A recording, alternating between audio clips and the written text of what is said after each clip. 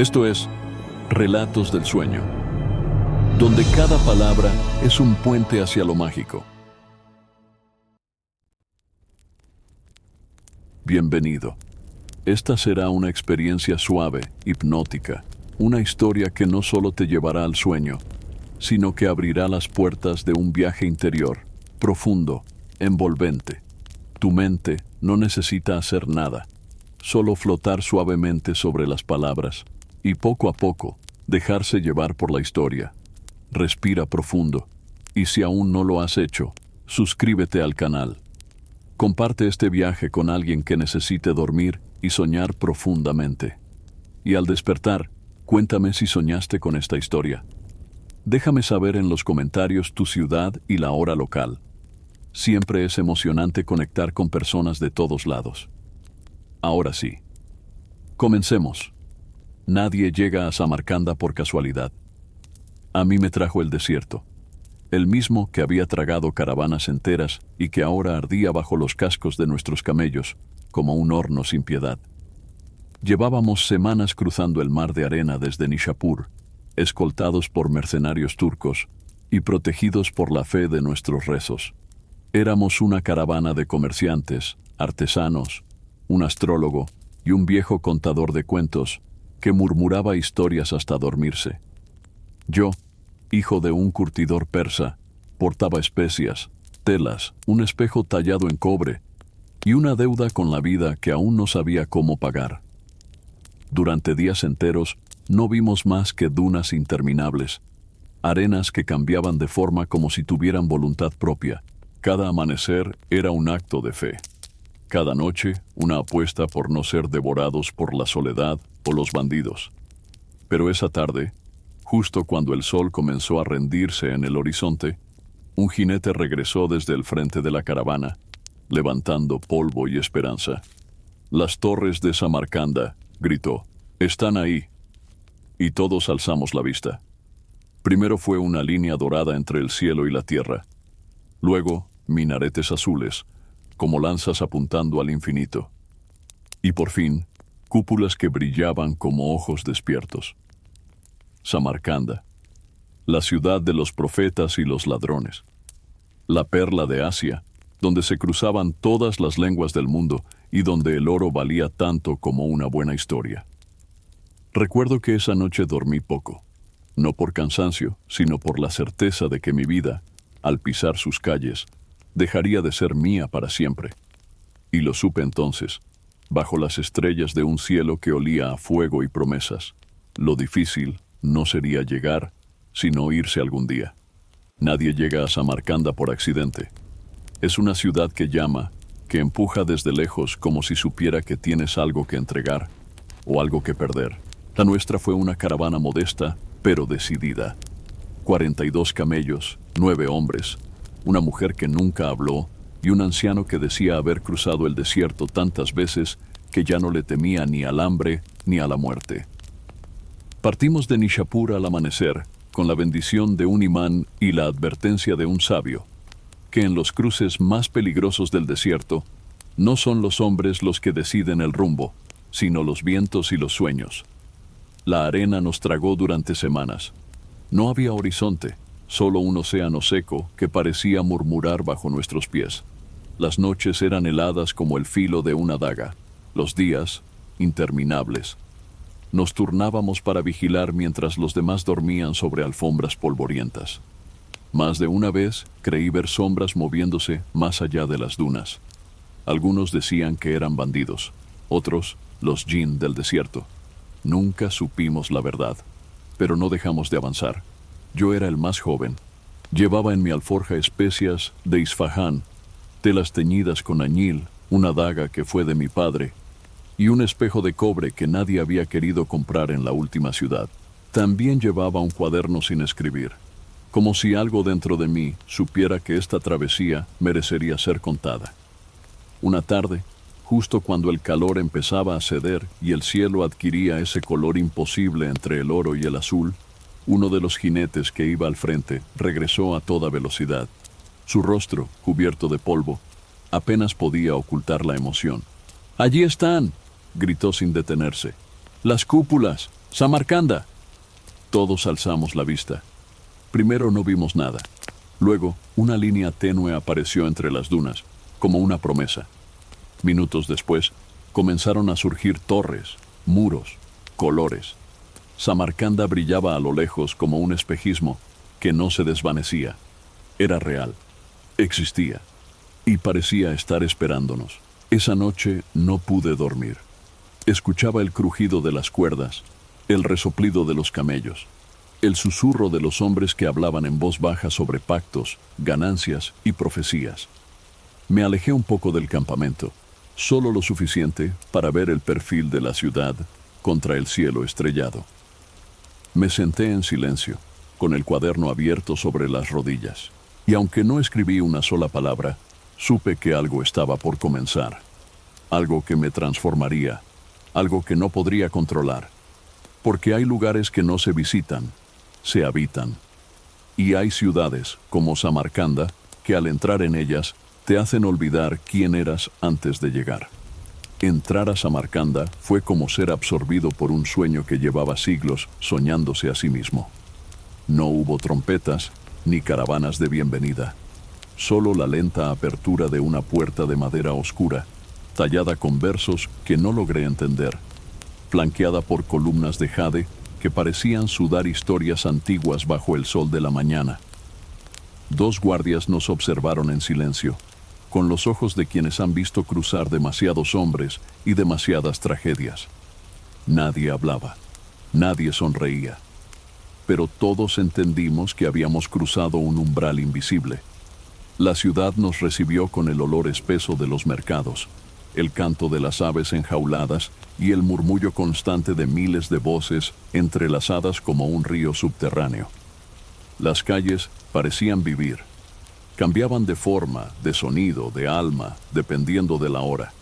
Las paredes eran de adobe, piedra y azulejo, algunas resquebrajadas por el tiempo, otras tan nuevas que relucían como si acabasen de ser bendecidas. Por encima de todo, se alzaban las cúpulas turquesa, como cielos encerrados en cáscaras de cerámica. No tardamos en encontrar una posada que aceptara nuestra carga. El dueño era un hombre bajo, con barba canosa, y una voz tan grave que sus palabras parecían salir de la tierra. No preguntó de dónde veníamos, solo dijo: aquí se paga por noche y por silencio. Nos asignaron una sala común con alfombras gastadas, cortinas pesadas y un brasero que ardía con lentitud. Dejamos los bultos, nos lavamos el polvo del camino y salimos casi con ansiedad, a perdernos en la ciudad. Yo caminé solo. Mis compañeros fueron a buscar comida, licor, mujeres. Yo seguí el instinto.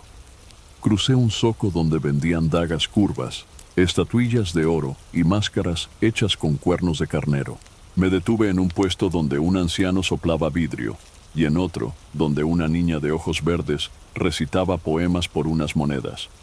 Nadie parecía tener prisa. El tiempo en Samarcanda fluía distinto, como si el reloj lo marcaran los pasos de los sabios y las sombras de las palmeras. De pronto, el cielo cambió.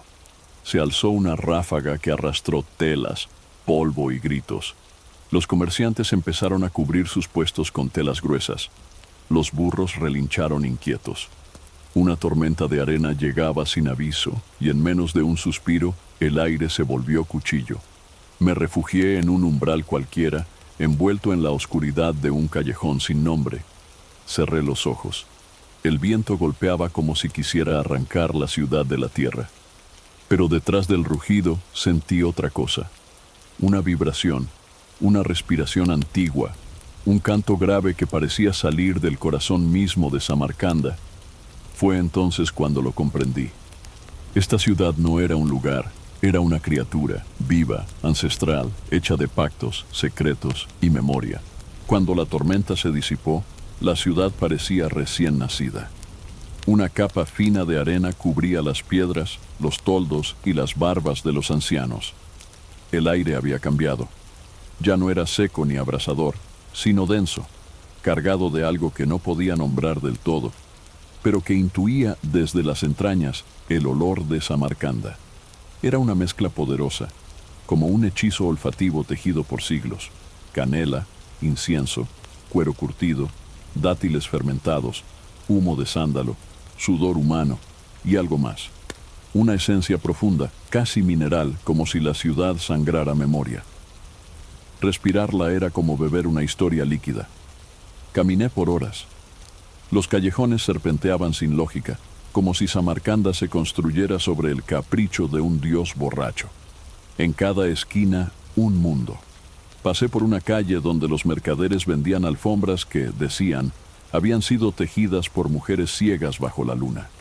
Vi a un hombre tatuarse versos en la lengua con una aguja de plata. Crucé una plazoleta, donde un anciano leía el destino de los viajeros con solo oler sus ropas. Yo no hablaba, solo observaba, solo sentía. Pasé por un jardín amurallado que olía a rosas negras. Una mujer me ofreció una de ellas a cambio de una promesa. No acepté. Seguí caminando, atravesando cortinas de humo, lenguas que no conocía y rostros que parecían esculpidos por el viento. Fue entonces cuando encontré el arco. Estaba al fondo de una calle que nadie parecía recorrer, cubierto por un jazmín salvaje que trepaba como serpiente antigua. Atravesarlo fue como entrar en otra capa de la ciudad, del bullicio al susurro, del comercio a la contemplación. Allí, el olor cambió de nuevo. Se volvió más suave, más íntimo.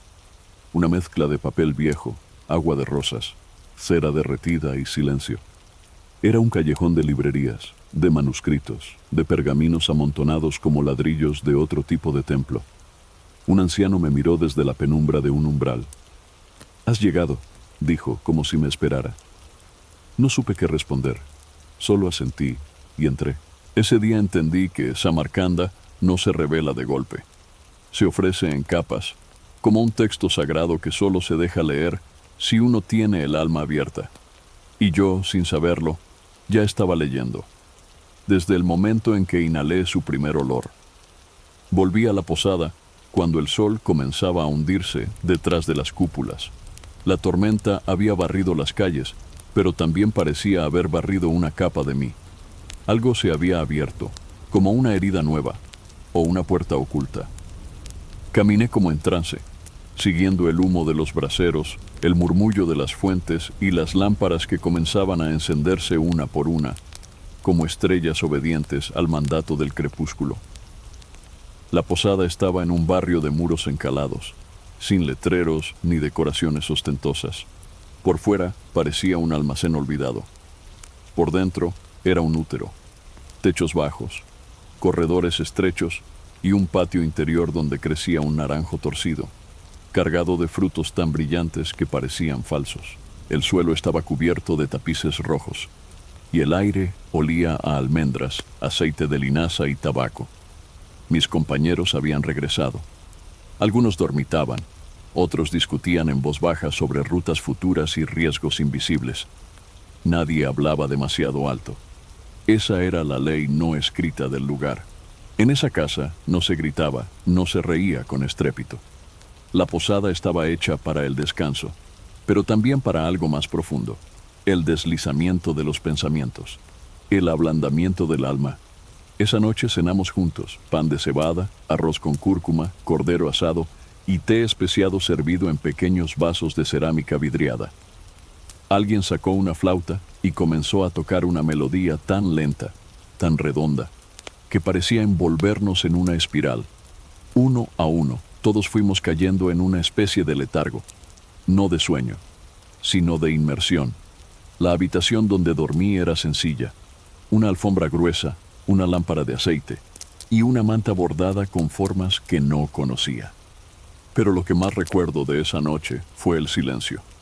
No era el silencio de la ausencia, era un silencio vivo, que respiraba conmigo, que se acostaba a mi lado.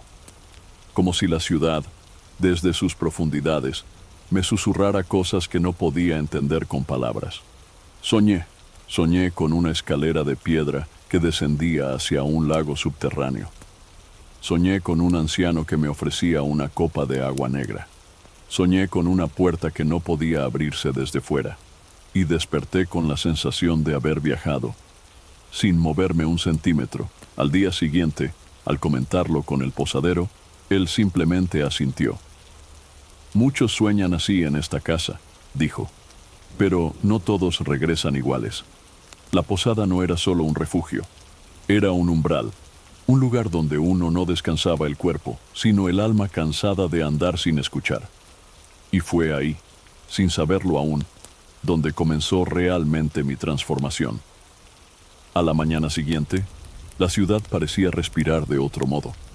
El aire era más ligero y la luz del amanecer caía sobre las calles con una delicadeza que no había sentido en ningún otro lugar del mundo, como si el sol también respetara a Samarcanda. Salí temprano, antes que mis compañeros despertaran, movido por una inquietud que no podía nombrar. Algo me empujaba, como una corriente invisible bajo los adoquines, llevándome sin mapa ni destino hacia el interior más profundo de la ciudad. Fue así como llegué al bazar de los comerciantes silenciosos. No tenía nombre ni estandartes, solo una larga hilera de puestos y tiendas donde no se gritaban precios, donde no se regateaba con aspavientos, donde los ojos decían más que las lenguas. Ahí las transacciones eran casi rituales y todo parecía medido, contenido, como si el intercambio de un objeto implicara mucho más que dinero. En el centro del bazar, sentado sobre una alfombra azul que ya había visto demasiados soles, estaba él, el mercader ciego. No vendía nada visible. No tenía joyas, ni telas, ni especias. Solo una pequeña caja de madera abierta frente a él, y dentro, unas cuantas piedras, un hueso tallado y una pluma blanca. Me detuve frente a él sin saber por qué. ¿Eres vendedor?, pregunté. No respondió de inmediato. Movió la cabeza levemente, como si escuchara a través del aire. Luego alzó el rostro y me miró, o eso sentí. Tenía los ojos completamente blancos, sin pupilas. Pero nunca nadie me había mirado así, como si me viera entero, sin filtro, sin piel, sin historia. No, dijo, yo no vendo, yo recuerdo por otros. Me senté, sin pensar, sin cuestionar. Había algo en su voz que no admitía resistencia. ¿Qué recuerdas?, le pregunté. Lo que olvidaste antes de llegar, lo que fuiste, lo que perdiste, lo que juraste no volver a ser. Aquí, dijo señalando su caja, guardo fragmentos del pasado de los que aún no saben que están buscando su camino de regreso. La gente pasaba a nuestro alrededor como un río mudo, y por un instante sentí que solo existíamos él y yo en el mundo. Toma una piedra, ordenó. Obedecí. Era negra, lisa, más liviana de lo que esperaba. Ahora cierra los ojos, respira y recuerda. Lo hice. No sé cuánto tiempo estuve así, tal vez un minuto, tal vez una eternidad. Pero en la oscuridad de mis párpados vi un caballo corriendo por la nieve. Vi a mi madre llorando frente a una puerta. Vi mis propias manos escribiendo algo que no entendía, algo que aún no había escrito. Cuando abrí los ojos, el mercader ya no estaba. Ni la alfombra, ni la caja. Solo quedaba la piedra en mi mano y una certeza en el pecho. Samarcanda no era solo un lugar para comerciar. Era un lugar para ser despojado de todo lo superfluo, para recordar lo esencial, aunque doliera. Esa misma tarde, cuando el sol comenzaba a inclinarse sobre los minaretes como un anciano que bendice antes de dormir, salí nuevamente a caminar por la ciudad. Algo dentro de mí había cambiado desde el encuentro con el mercader ciego. Era como si mis sentidos se hubieran afilado. Todo me parecía más nítido. Los sonidos, los rostros, los aromas que flotaban entre los corredores de piedra y los balcones de madera tallada. Pero sobre todo, una voz solitaria, casi espectral, que emergía desde las sombras más tranquilas de la ciudad. No era un canto fuerte ni una prédica. Era una recitación lenta, sostenida, que se deslizaba por los muros y parecía buscar directamente el corazón de quien la oyera. No supe de dónde venía al principio. La escuché en una esquina, luego en otra. Parecía moverse conmigo, como un eco viviente. Los versos eran del Corán. Eso lo supe por su ritmo. por su forma de plegarse como olas que rompen suavemente sobre la roca del alma. Cada palabra resonaba como si viniera de muy lejos o de muy dentro. Seguí la voz. Crucé patios, rodé fuentes, subí escalones que crujían bajo mi peso, hasta que finalmente la encontré. Era un joven, estaba sentado bajo un arco de piedra, sin compañía, con los ojos cerrados y un pequeño libro abierto en sus manos. No tenía audiencia, no había monedas a su alrededor, solo él, su voz y el aire. Me quedé en silencio. No quise interrumpirlo. Lo observé con una mezcla de reverencia y desconcierto. Su rostro era sereno, y sus labios parecían moverse en compás con una música que yo no escuchaba, pero que él sí. Cuando terminó, abrió los ojos. Me miró como si ya supiera que estaba ahí. La palabra, dijo, no es solo para ser entendida, es para ser recordada, y lo que se recuerda se convierte en raíz. No supe qué responder. Él cerró el libro con cuidado, como si al cerrarlo estuviera apagando una estrella, y me ofreció una sonrisa breve, apenas un gesto. Aquí, en Samarcanda, muchos vienen a hablar, pocos vienen a escuchar. Pero tú escuchaste, eso basta. Luego se levantó, recogió su manto y se perdió entre las columnas sin decir adiós. Volví a caminar, pero el sonido de su voz seguía dentro de mí, como una semilla que acababa de tocar la tierra húmeda del alma. Y esa noche, por primera vez, me atreví a escribir algo en mi cuaderno. No era una descripción del día, ni una lista de precios. Era un verso, inconexo, torpe, pero sincero. Era mi voz, empezando a nacer. Fue un anciano armenio quien me habló del lugar. Lo conocí una mañana mientras tomaba té en una tienda de alfombras. Me observó en silencio durante largo rato, como si midiera algo que yo no sabía que estaba mostrando, hasta que dijo: ¿Has visto lo visible? ¿Quieres ver lo que Samarcanda esconde? No respondí, pero algo en mi respiración debió decirle que sí. Asintió, pagó la cuenta por los dos sin consultarme y me hizo señas para que lo siguiera.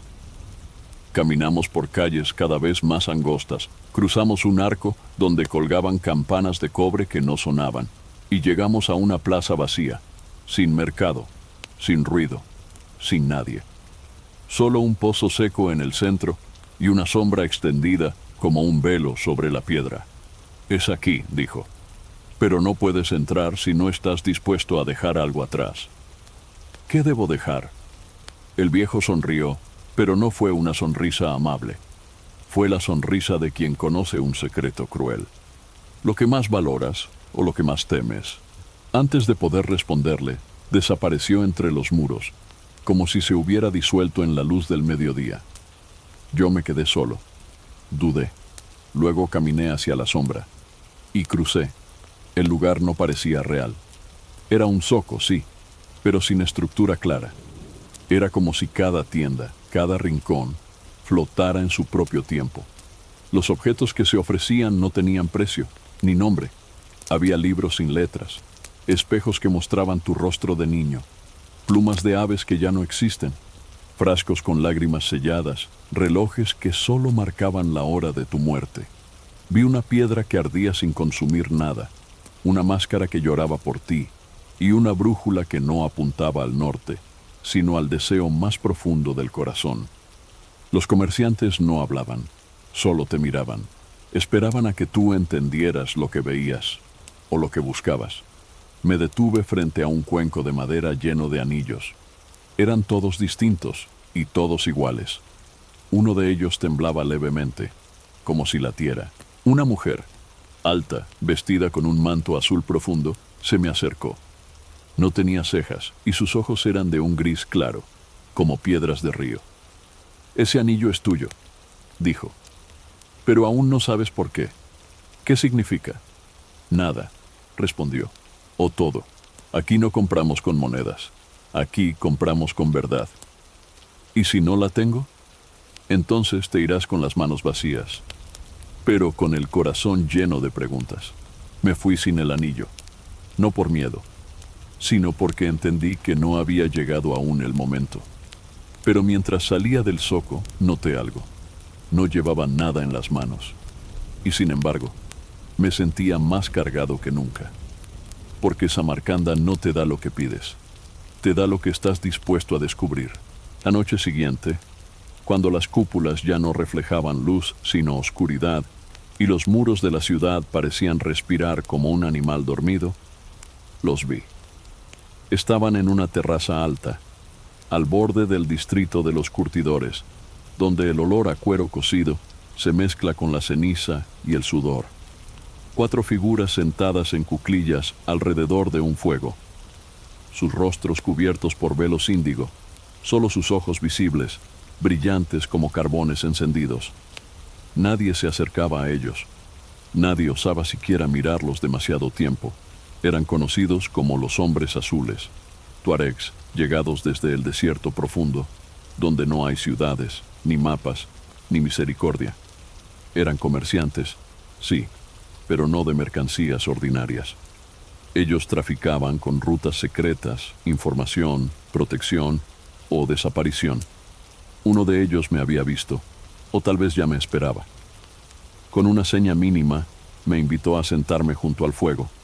No hablaron entre ellos. Solo el que me había llamado tomó la palabra, en un persa lento, casi ceremonial.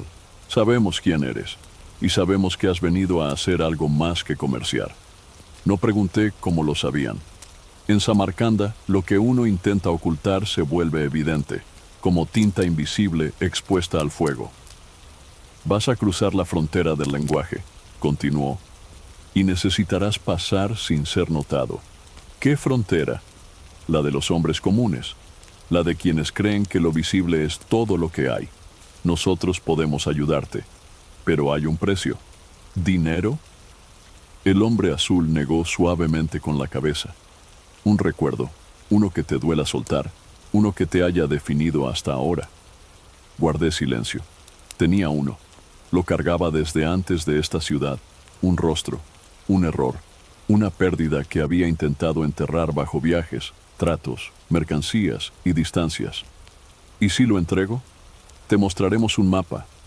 Uno que no está dibujado con tinta, sino con experiencia. Uno que solo aparece cuando se ha pagado el precio justo. Extendió una pequeña bolsa de cuero. Al abrirla, encontré una piedra lisa, cálida al tacto. Cerré los ojos. Pensé en ella, en su nombre, en su voz antes de irse, en lo que no supe decirle cuando debí, y la dejé ir. La piedra se enfrió en mi mano.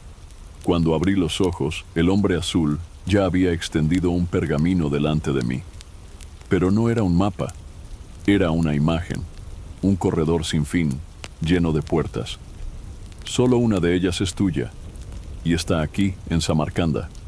Cuando la reconozcas, sabrás que el verdadero viaje comienza al cruzarla. El fuego chispeó. Los hombres azules se desvanecieron como humo en la madrugada. Y yo, solo, con ese pergamino en las manos, sentí que acababa de hacer un pacto que no sabría romper, aunque lo deseara. La invitación llegó al amanecer, escrita en una tira de seda roja, enrollada y sellada con cera negra. No tenía nombre ni firma, solo una frase. Ven con hambre, pero no solo de pan. La posada entera se volvió un susurro en cuanto vieron el mensaje. El posadero me observó con una mezcla de respeto y temor, y luego bajó la voz.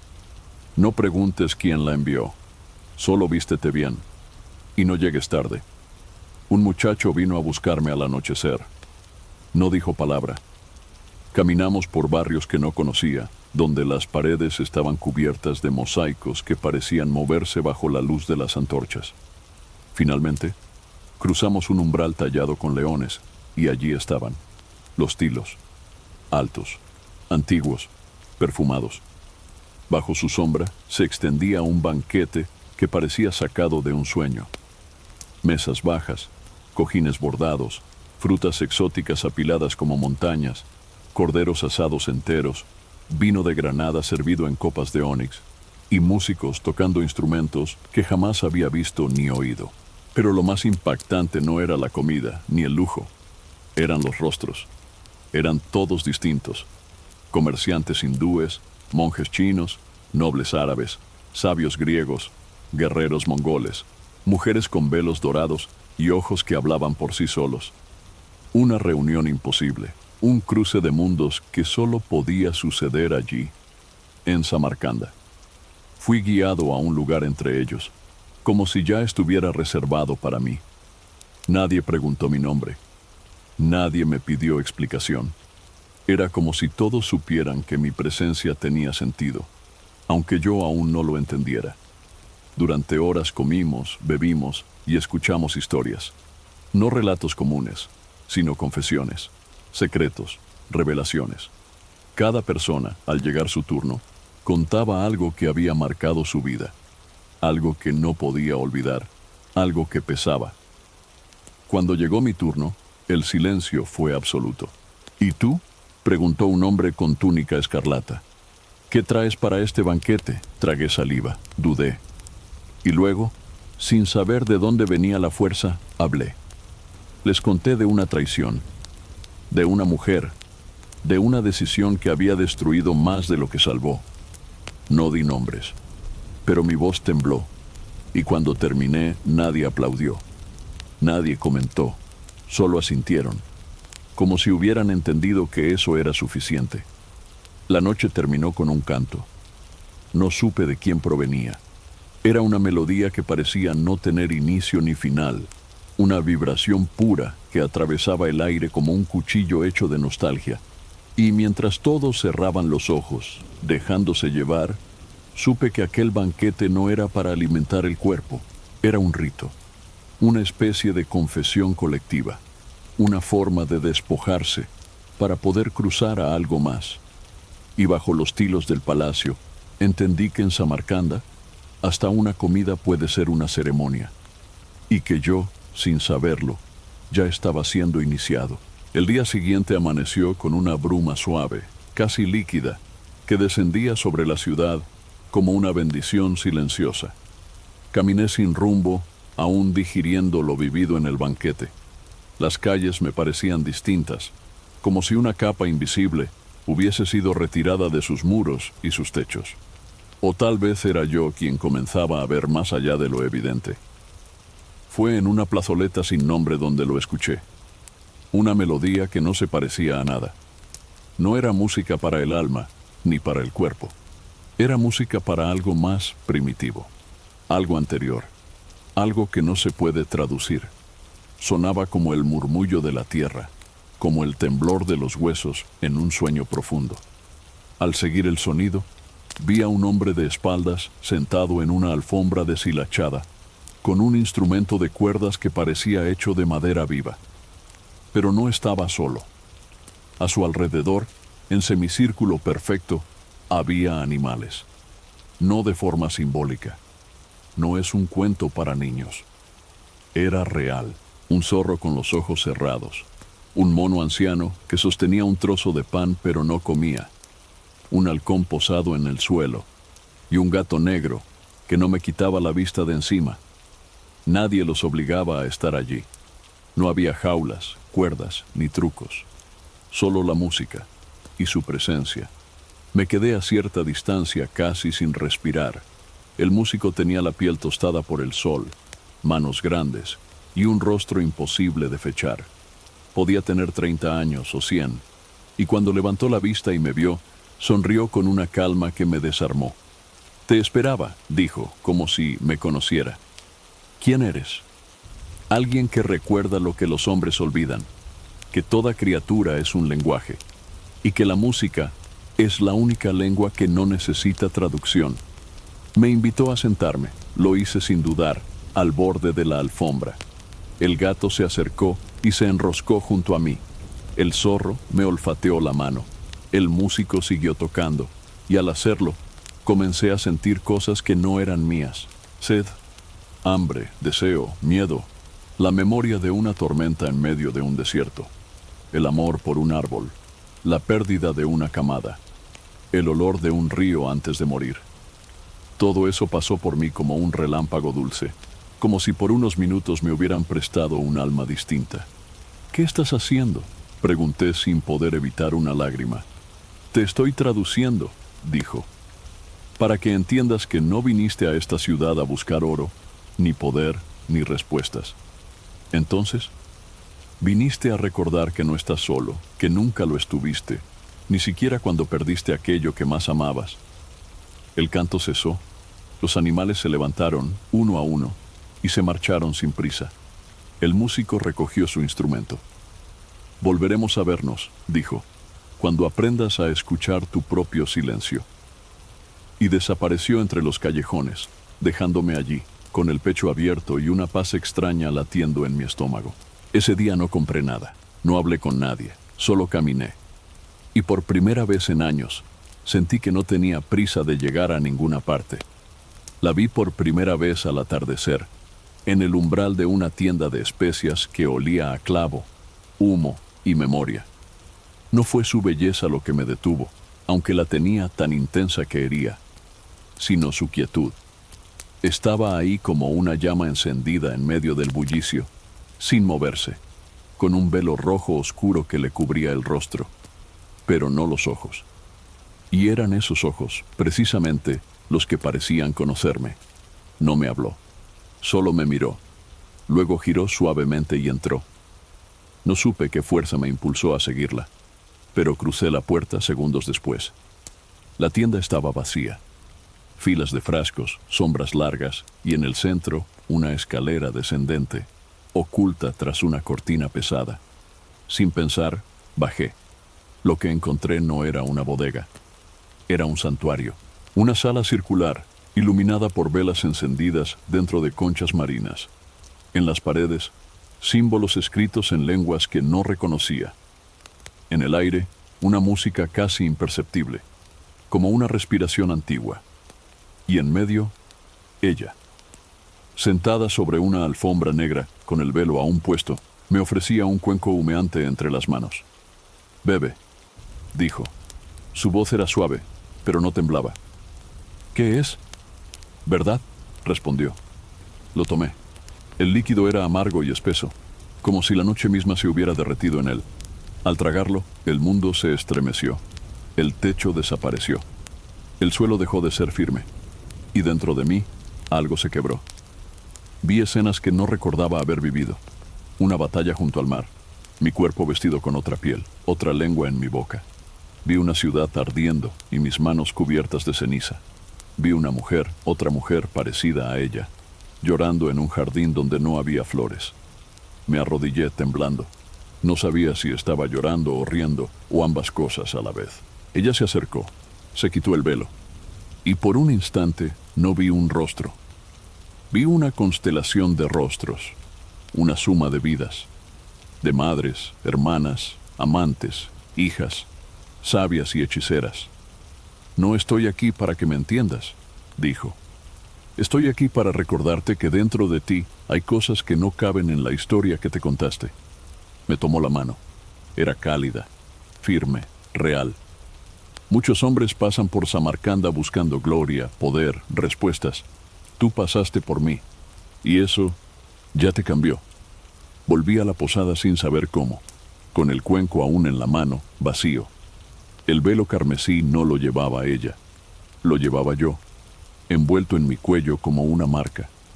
Esa noche, soñé con una ciudad sumergida bajo un lago, y una mujer que me miraba desde el fondo sin necesidad de respirar. Y cuando desperté, supe que ya no podía seguir siendo el mismo, aunque no supiera aún en quién me estaba convirtiendo. Las murallas de Samarcanda no solo protegen la ciudad, la contienen.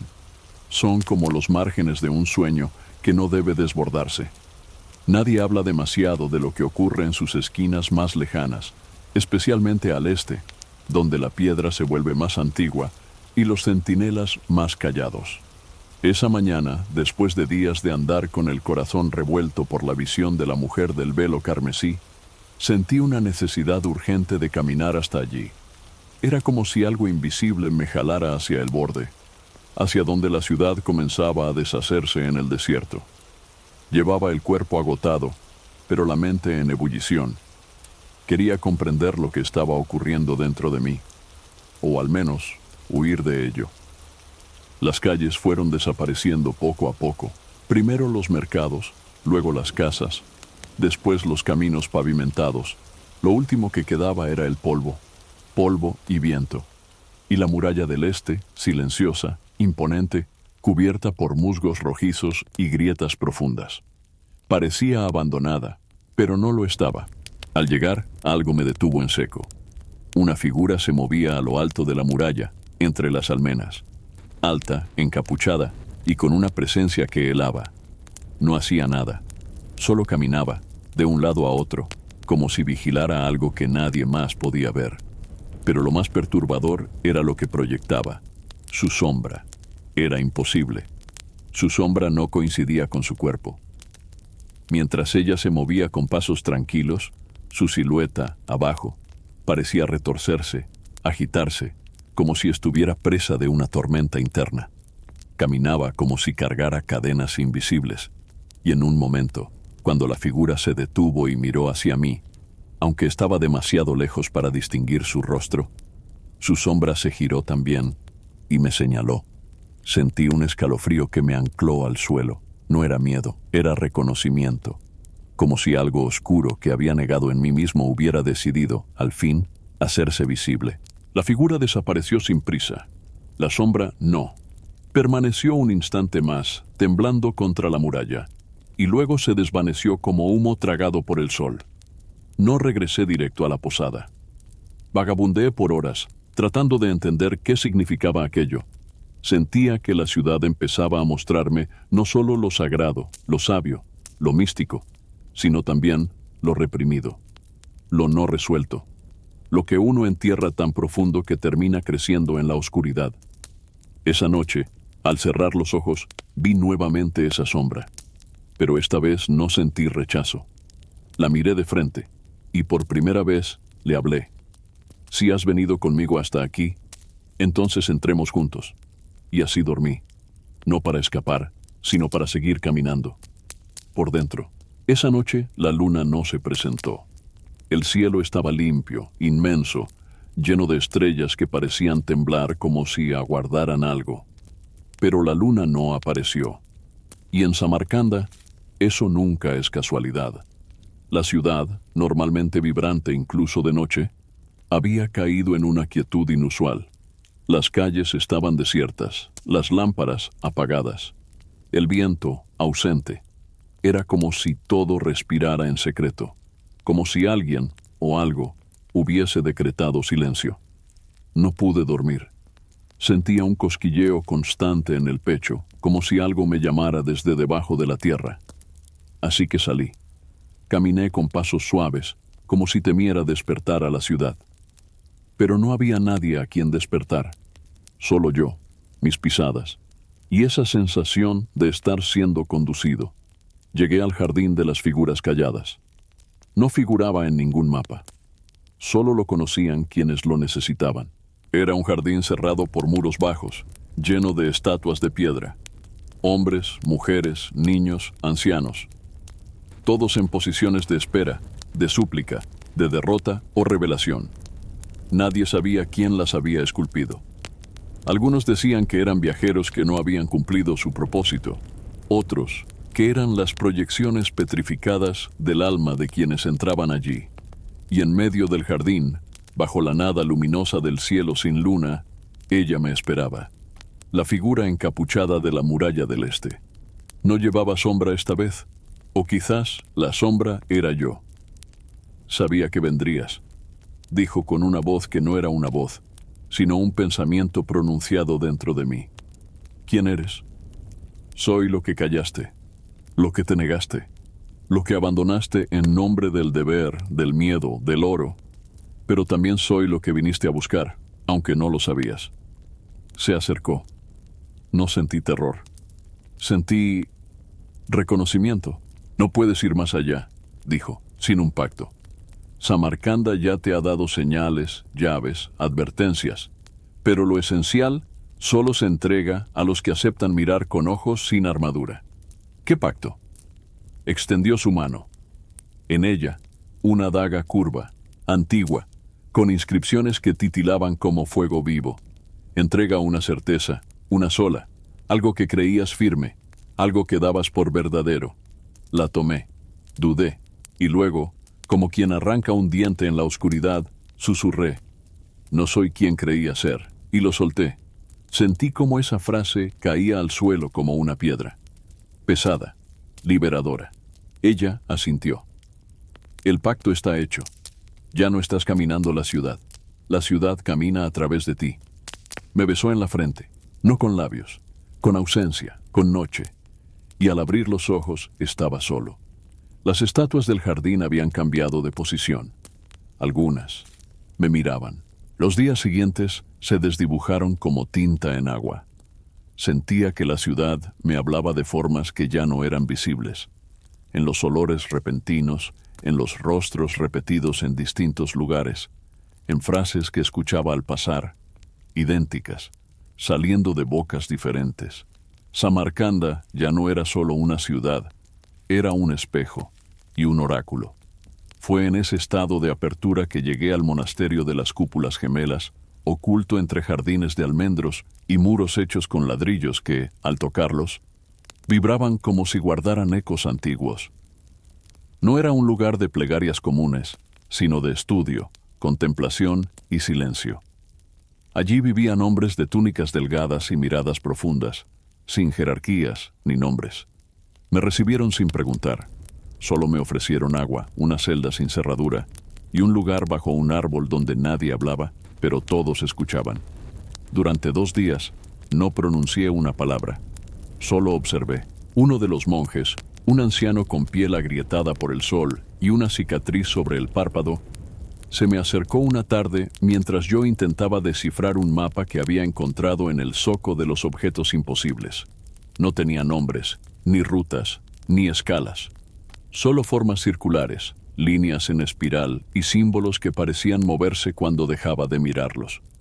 El monje lo tomó con delicadeza y lo extendió sobre la mesa.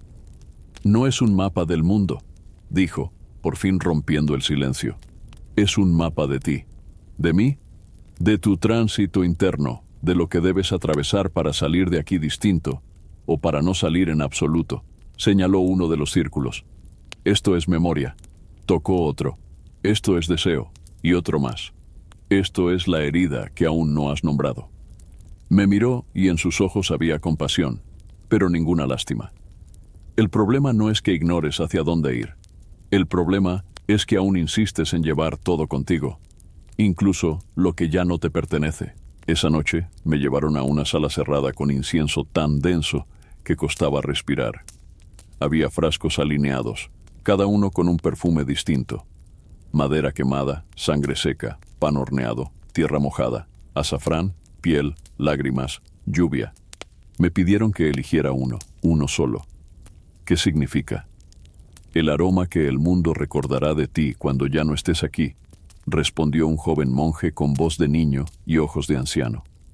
Tomé uno, al azar, o no. Lo abrí.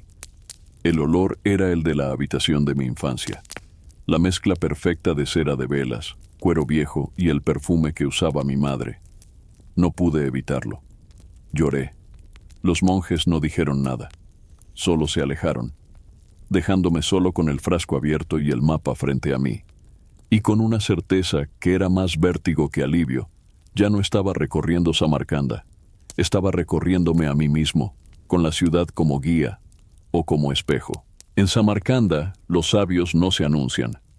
No viven en torres de mármol ni llevan títulos pomposos. Se ocultan entre los vendedores de alfombras, los mendigos que cantan al amanecer o los locos que hablan con las piedras. Por eso, cuando me dijeron que el hombre más sabio de la ciudad vivía en una tienda de aceite rancio y sal seca, no lo dudé. Era una puerta de madera descascarada. Dentro, barriles, tinajas y un calor espeso que oprimía el pecho. Y en el fondo, sentado en un taburete torcido, estaba él. No parecía sabio, ni viejo, ni santo. Llevaba una túnica sucia, los pies descalzos y una barba despareja. Me miró una vez y volvió a lo suyo, limpiar un cuchillo sin filo con un trapo húmedo. ¿Eres tú el sufí?, pregunté aún sin saber qué esperaba encontrar. Hoy no, dijo sin levantar la vista. Hoy soy carnicero, mañana quizás panadero. El saber no es una túnica que uno se pone. Es un fuego que quema cuando quiere, no cuando tú lo llamas. Iba a marcharme, pero algo en su voz me detuvo. ¿Quieres respuestas?, preguntó entonces. Asentí. Entonces tendrás que ver mis 3 rostros. Chasqueó los dedos. La tienda pareció temblar, las paredes se diluyeron, el calor se desvaneció. Y estábamos en otro lugar. Frente a mí, un anciano de ojos translúcidos, con una sonrisa que dolía mirar. Primer rostro, dijo su voz, aunque su boca no se movía. El que busca, el que interroga, colecciona palabras, viaja miles de leguas y cree que la verdad es un objeto. Ese eres tú.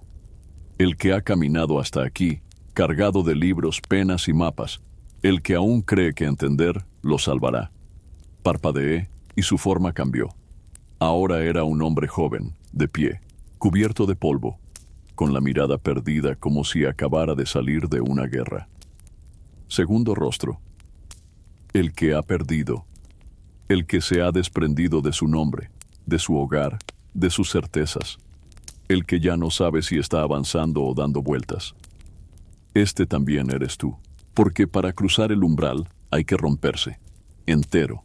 Cerré los ojos. Al abrirlos, el tercero ya estaba allí. Era un niño, pequeño, silencioso, con los pies descalzos y un trozo de pan en la mano. Me miraba sin juicio, solo miraba. Y por un instante sentí que era yo y que no lo era, que lo había sido, que quizás aún lo era. Tercer rostro, el que recuerda, el que no pregunta, porque ya lo sabe todo, no con la mente, sino con el alma. El que reconoce la danza en el polvo, el mensaje en el pájaro, la verdad en el silencio. ¿Y qué debo hacer?, pregunté. El niño sonrió. Nada, solo dejar de fingir que no eres él. Todo se desvaneció. Volví a la tienda. El cuchillo seguía en sus manos. La sal, el aceite, el calor. Gracias, susurré. No me agradezcas a mí. Agradece a ti mismo por atreverte a mirar. Salí sin saber cuánto tiempo había pasado, pero algo había cambiado. No afuera, dentro, y ya no había regreso.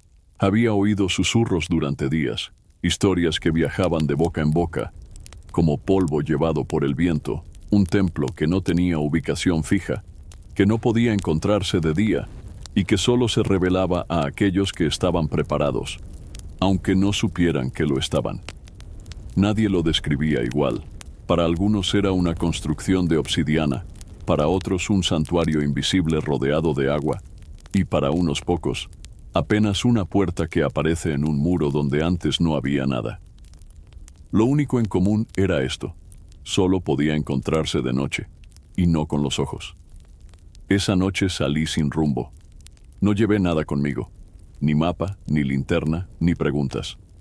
Solo el cuerpo abierto al viento y un silencio en el pecho que ya no me pesaba. La ciudad dormía, pero no descansaba.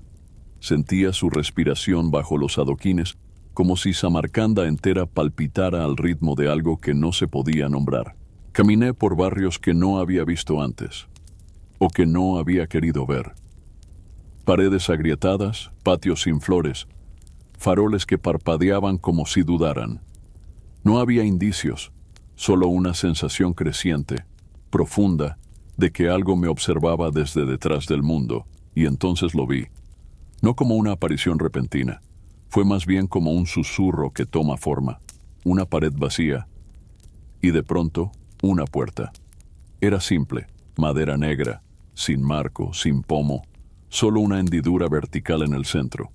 Me acerqué, apoyé la palma, no se abrió, se deshizo. Lo que había detrás no era un templo como los otros. No había columnas, ni ídolos, ni altares.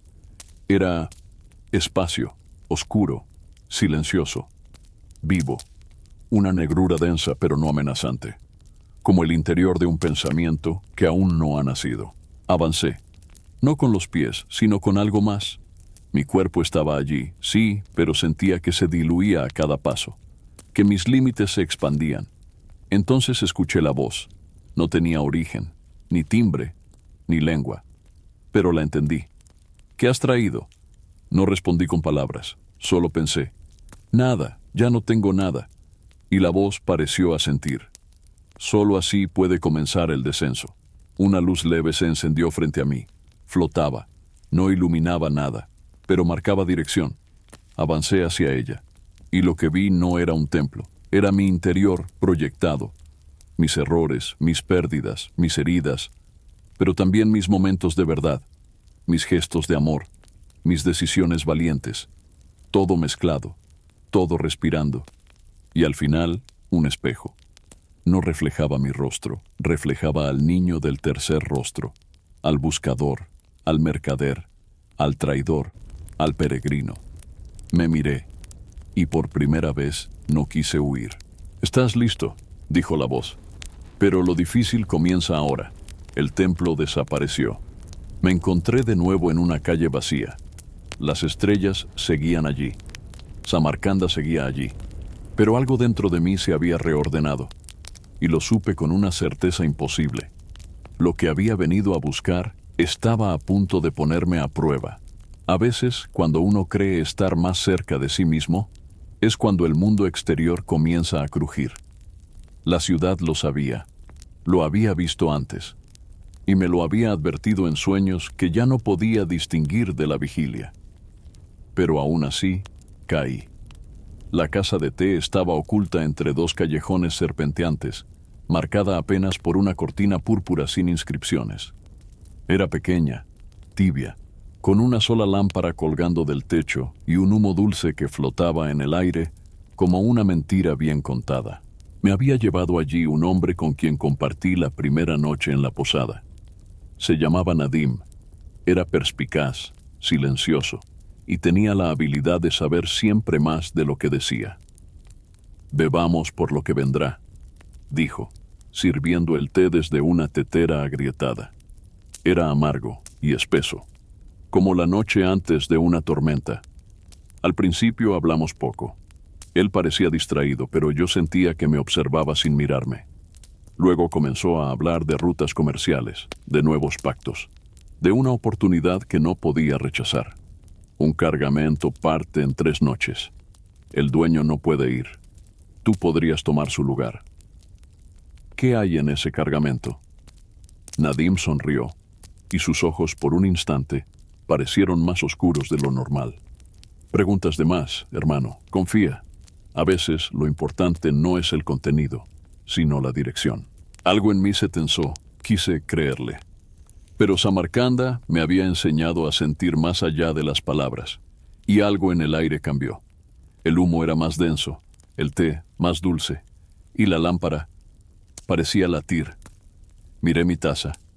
En el fondo flotaba algo, un pétalo. No recordaba haberlo visto antes. Nadim notó mi gesto. ¿Has olvidado lo que viniste a buscar? No lo he olvidado. Pero ya no estoy tan seguro de que lo que vine a buscar esté afuera.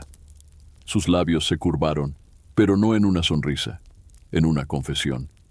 Entonces lo siento, susurró. Todo se oscureció. Desperté en una sala sin ventanas, con las muñecas atadas y la lengua reseca.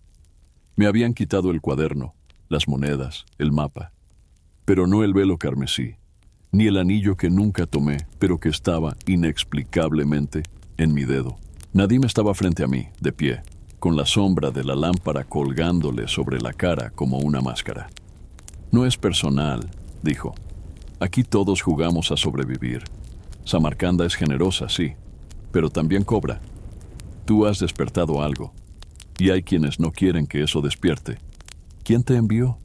Alguien que te conoce más que tú mismo». Quise responder, pero el té aún recorría mis venas como una tinta dormida.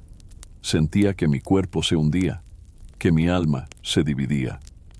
«Recuerda esto», dijo Nadim, inclinándose hacia mí. «A veces, para despertar del todo, uno debe ser traicionado por quien creía aliado». Y salió. Me quedé solo, oscuro, atado, pero no quebrado, porque una parte de mí, desde el fondo, desde donde la ciudad ya había entrado, sabía algo. Samarcanda no traiciona, solo muestra.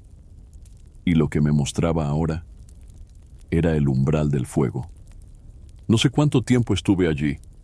El silencio de la habitación era tan espeso que llegué a pensar que el mundo exterior había desaparecido, que Samarcanda era un recuerdo desvanecido o una prueba que ya había fallado.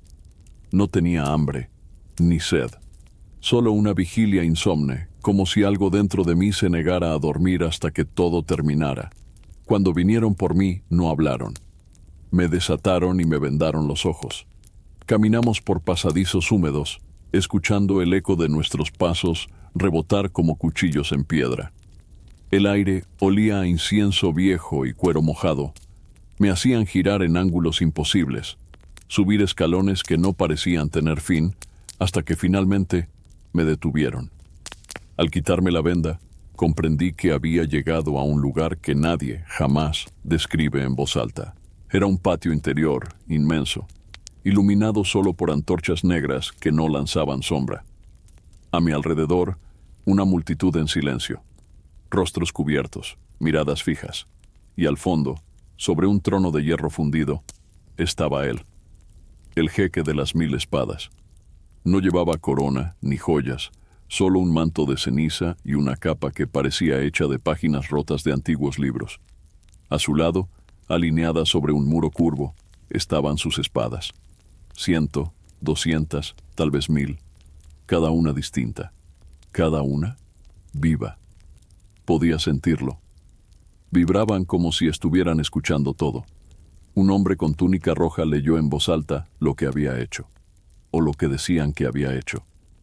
Ha entrado en lugares prohibidos, ha cruzado puertas sin permiso, ha pronunciado verdades sin estar listo, ha tocado lo sagrado con manos sin lavar, y ha sido traicionado. El jeque no habló de inmediato. Me miró largo rato, luego se levantó. Su voz era como el crujido del desierto antes de una tormenta. Muchos vienen a esta ciudad para comerciar. Tú viniste a ser destruido, y eso es más peligroso que cualquier mercancía. Se acercó. Caminaba como si no pesara, como si el suelo se apartara para no herirlo. Tengo 1000 espadas. Cada una representa un juicio. Algunas cortan cuerpos, otras cortan destinos. Una de ellas corta la mentira. Si eres capaz de sostenerla, vivirás. Si no, desaparecerás como tantos otros. Se volvió y extrajo una espada. Era negra, sin filo, sin brillo, sin nombre. Me la entregó, la tomé y lo sentí. La hoja estaba viva, respiraba. Entró en mi mano como un recuerdo que aún no había vivido y ardió. No en mi piel, sino en mi mente. Vi todo. El niño que fui, el hombre que traicioné, la mujer que dejé, las vidas que nunca tuve el valor de elegir. Sentí cada promesa rota, cada silencio cobarde, cada acto de amor no dicho. Caí de rodillas, pero no solté la espada. El jeque se inclinó. Me habló al oído. La mayoría se quiebra aquí. Tú te estás quebrando por dentro, pero eso es distinto. Eso es inicio. Volvió a su trono. El juicio ha terminado, no porque fuiste inocente, sino porque ya no puedes volver a ser culpable. La multitud se desvaneció como humo, las antorchas se apagaron, solo la espada permanecía en mi mano, tibia, pesada, pero mía. Y supe, mientras salía tambaleando de aquel lugar, que ya no era un comerciante, ni un viajero, ni siquiera un buscador, era otra cosa. Una que aún no tenía nombre, pero que ya no necesitaba uno. Volví a la ciudad caminando solo, sin escoltas, sin ataduras, sin sombra. O tal vez con una sombra nueva, una que no arrastraba, sino que caminaba a mi lado, en paz. Samarcanda ya no era la misma. O quizá, por primera vez, la veía como era. Las calles no tenían dirección, pero yo no estaba perdido. Los rostros eran desconocidos, pero no me sentía ajeno. Todo, el humo, los olores, los sonidos, me hablaba en un lenguaje que no necesitaba traducción. No había aprendido una lección. Me había disuelto en ella, volví a la posada, nadie me esperaba, nadie me reconoció. Los que habían viajado conmigo ya no estaban, o tal vez nunca estuvieron. Subí al cuarto, abrí mi bolsa, y la encontré vacía. Ni pergaminos, ni monedas, ni especias. Solo una cosa permanecía: el cuaderno, aquel que había estado vacío desde el principio. Pero al abrirlo, descubrí que no lo estaba. Cada página había sido escrita con una caligrafía firme y precisa. Y no era la mía. Eran escenas de mi viaje, fragmentos de conversaciones que no recordaba haber escrito. La mujer del velo carmesí, el mercader ciego, el templo, el jeque. Todo estaba allí, como si alguien hubiera estado escribiéndome mientras yo vivía. En la última página, solo una frase: cuando ya no tienes nombre, por fin puedes cruzar la última puerta. Esa noche salí por las calles vacías. No buscaba nada, no huía de nada, solo caminaba, hasta llegar, sin saber cómo, a una puerta que jamás había visto. Era simple, como la del templo, de madera clara, sin adornos, sin promesas. La empujé. Del otro lado no había ciudad, ni desierto, ni forma, solo luz, pero no una luz que ciegan los ojos, sino la que revela lo esencial. Y en esa luz, una figura, no un maestro, no un guía, un reflejo, yo mismo. No como soy, ni como fui, sino como fui antes de todo, sin rostro, sin cuerpo, solo presencia. Y entonces lo comprendí. Todo el viaje, cada paso en Samarcanda, no había sido un recorrido geográfico. Había sido un regreso, no hacia un lugar, sino hacia una verdad que había olvidado. Yo nunca fui un comerciante, ni un traidor, ni un peregrino. Fui un alma, buscando su propio nombre en los espejos de una ciudad que habla con símbolos. Y ahora que lo había recordado, ya no necesitaba quedarme, ni volver, solo despertar. El amanecer llegó sin avisar, como si el cielo se hubiera abierto desde dentro. No fue un sol, sino una claridad, una forma nueva de ver. Samarcanda estaba igual, y sin embargo era otra. Las torres seguían en pie, el mercado abría sus telas, las fuentes corrían con su música habitual. Pero todo tenía un silencio debajo, un pulso invisible que solo puede sentirse después de haber cruzado la última puerta. Recogí mis pocas pertenencias, no porque las necesitara, sino porque era un gesto, una despedida ritual. Dejé el cuaderno sobre la almohada de la posada. Ya no me pertenecía. Era de la ciudad, o de quien llegara después. Antes de partir, volví una última vez a la plazoleta donde el músico hablaba con los animales. No había nadie, solo un zorro dormido al borde de la fuente. Me miró brevemente y volvió a cerrar los ojos. No hacía falta decir nada, él también sabía. En el límite de la ciudad, donde las murallas saludan al desierto, me detuve. La caravana que partía hacia occidente estaba casi lista. Nuevas caras, nuevas cargas, la misma danza. Un joven se me acercó. Me pidió consejo sobre qué ruta tomar. Le sonreí. Le dije la verdad, la que más miedo te dé, y subí al camello. Cuando Samarcanda quedó atrás, me giré una última vez. No vi torres, no vi calles. Vi una luz extendida, como si la ciudad entera respirara, dentro de mí. Y entonces lo sentí. Mi corazón estaba en ruinas. No como destrucción, sino como un templo que ha sido derribado a propósito, para volver a ser construido, piedra por piedra, sin mentiras, sin disfraces. Ahora sabía lo que era partir de Samarcanda. No se va uno con riquezas, ni con gloria, ni siquiera con certezas. Se va con una herida abierta que ya no duele, con un silencio que ya no asusta, y con una mirada capaz de ver lo sagrado en cada paso del camino. Porque quien ha caminado por Samarcanda ya no vuelve a ser quien era, ni vuelve del todo, ni se ha ido nunca.